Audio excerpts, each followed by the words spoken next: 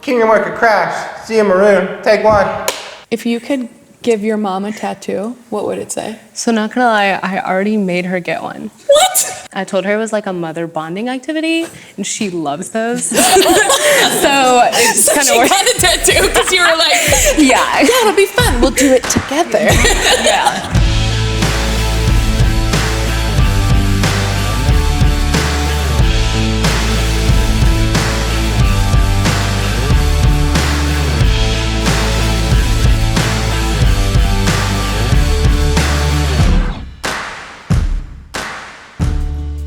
So my name is Zia Maroon. I am from Champaign, Illinois, and I was taken into foster care when I was 9 months old, and then I was adopted when I was 5. And God blessed me with an incredible family who loved Jesus and just loved me so much. And so I grew up with my mom and my dad and my little brother Carson. So when I was in 7th grade, she decided that it would be great if she would take me on an overseas mission trip. My mom and I decided to go with our church to the Dominican Republic, and we went there, and I spent the week playing with kids and throwing VBSs and doing some construction work and really just loving on the people there. And I wanted to go back, and so we ended up going back again and again and again. So I've been like 7 times. That's incredible. After my 2nd trip, it was really apparent that God was calling me to do something in the mission field. I wasn't sure what, and so I went back the next year as kind of like an affirmation that like, was I sure that I was hearing that from Him, or was that just like in the moment kind of thing? About a week after I got back from the Dominican that summer, I went to move, and hearing about Engage was kind of like my opportunity to widen my horizons and to go somewhere new, and so that's why I decided to go on an Engage trip.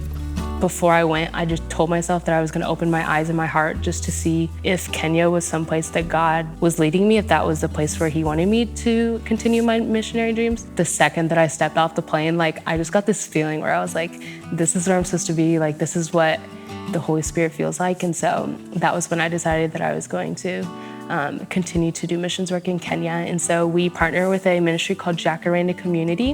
One of the things they do is that they do a vocational training program for women who are out of work. So they teach them how to sew. So they teach them how to sew like little stuffed elephants and skirts, and that's how they earn the money to provide for their families, because Americans will buy their items through Jacaranda, and that's how they get the money to support themselves. And then they also have a school, and they have a church. So I really started to pray about it, and I really just felt like God was pushing me to go back, because I knew that if my heart wasn't content in America, that there was probably a reason for that. And so I decided to go back the next year, and God wanted me to do even more than I was going to do. And so then I decided to stay in Kenya for the rest of the summer until I had to go home to go to college. One of my favorite stories in Kenya of how God used my story actually was in the home of a woman named Margaret. Margaret was a former prostitute and alcoholic, and she had all 4 of her daughters from prostitution. And so she found Jesus in the midst of all of this and was the cook at the school. So that's how I originally met her, and I got to meet her daughter, Leah. And Leah is a year older than me, so she's my age. In the December before I got there, she was trying to get some money to feed her younger siblings, and so she herself engaged in prostitution. She got pregnant with a little girl, and so she was telling me her story, and the subject came up that she was very concerned that she knew what it was like to grow up without a father, and she was afraid for her daughter because she knew her daughter would also not have a father figure in her life. In that moment, God just really tugged on my heart and was like, hey, speak up. And because her story was a lot like my story when I was younger, that was one of the reasons why I was adopted, was because my father was absent out of my life.